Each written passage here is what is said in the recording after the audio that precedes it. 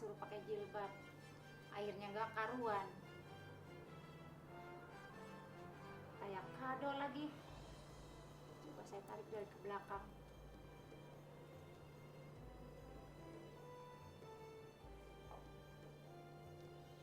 Kayak tembem nih pipi.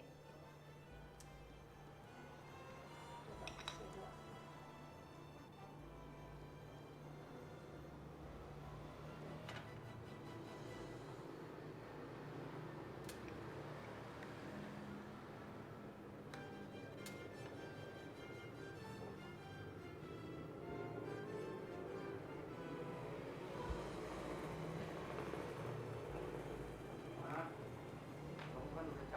Ngapain sih dandannya pakai lama-lama segala?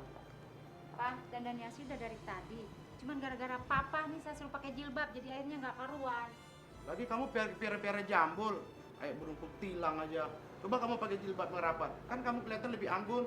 Pak, saya kan udah bilang dari kemarin, saya itu belum siap pakai jilbab. Lagi pula rambut saya masih tebal. Nantilah kalau rambut saya udah rontok, udah ubanan, udah umur saya 50-an, baru saya pakai jilbab. Astagfirullah, emang kamu yakin umur kamu sampai 50?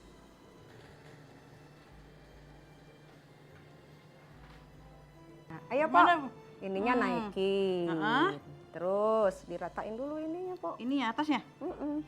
Terus? Bawahnya disamain. Oh, kerjasama gini? Nah iyalah. Oh, gini terus ya? ininya sama Empok dilipet.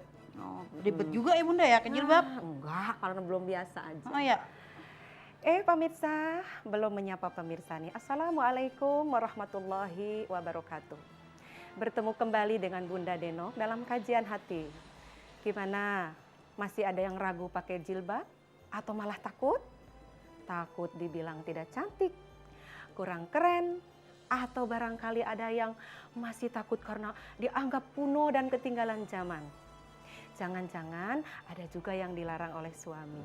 Atau suami sudah memberitahukan kepada ibu tetapi masih ragu untuk melakukannya. Atau bahkan ada juga pelajar atau mungkin pekerja yang tidak diperbolehkan untuk mengenakan busana muslimah ini. Pemirsa yang berbahagia, pada pagi hari ini Bunda akan membahas khusus mengenai siapa takut pakai jilbab.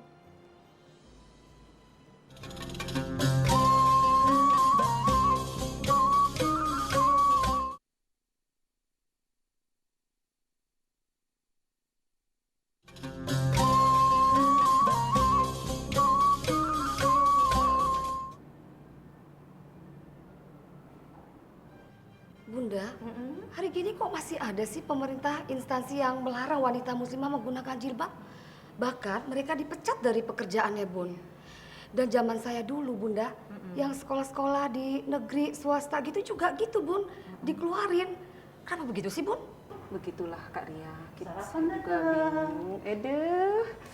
Indung kepala lindung, hujan diudik di sini mendung. Empok siapa pakai kerudung, wajahnya cantik akhlaknya agung. Bagaimana Pok? Pakai jilbab enak nggak? Pertama mau gerah Bunda, lama-lama enaknya adem. Ya. Ternyata Duduk. si Empok pantas juga pakai jilbabnya. Ah, ibu saja. Pemirsa yang dirahmati oleh Allah Subhanahu wa Ta'ala.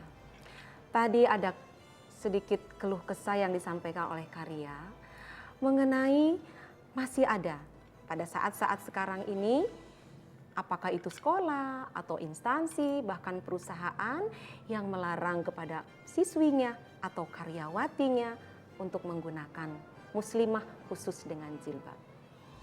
Padahal pemirsa, tentu kita sudah sangat menyadarinya bahwasanya pakaian muslimah ataupun jilbab ini adalah salah satu kewajiban bagi wanita-wanita muslimah yang sudah masuk di masa balik. Dan tentunya kita juga menyadari, wahai para instansi atau perusahaan-perusahaan yang menanamkan modalnya di Indonesia, sadarilah bahwa Anda menanam modal di negara yang mayoritas penduduknya beragama Islam. Jadi, hormatilah hak mereka untuk mengamalkan agamanya sesuai dengan syariat yang dianutnya. Pemirsa yang dirahmati oleh Allah Subhanahu wa taala.